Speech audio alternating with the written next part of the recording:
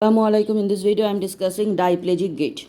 So, diplegic gait, what we find, both upper limb and lower limb is affected, but lower limb is more affected than the upper limb. Right and left equally affected. Okay, and fisting of the both upper limb. There is fisting of the both upper limb. Okay, lower limb flexion of the hip, knee, ankle, and knock knees, and in the toeing of the foot. So look, that is toeing of the that is a medially contracture of the hip and knee joint.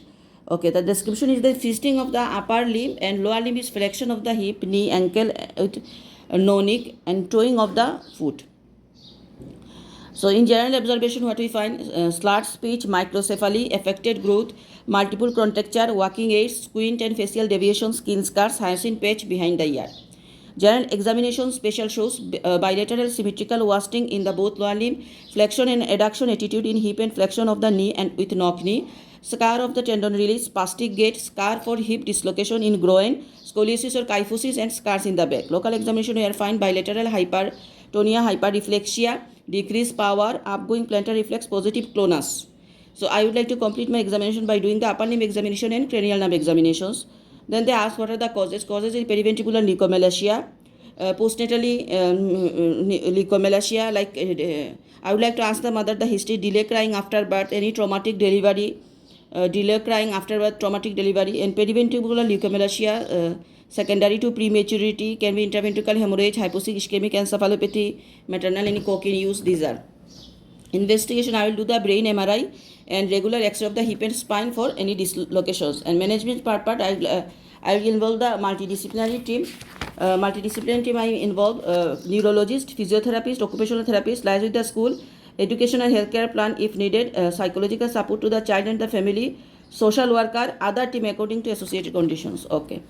So in present, in the case, suppose today I examine Rima. Rima is a 11-year-old girl.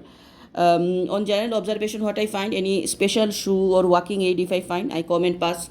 Then first of all, her eye finding, head circumference, macrocephaly. Then upper limb there is fisting. Any squint if I notice, then I pass comment. Walking, talking if mentality normal, well communicating, then well communicated or slurred speech, I will tell that.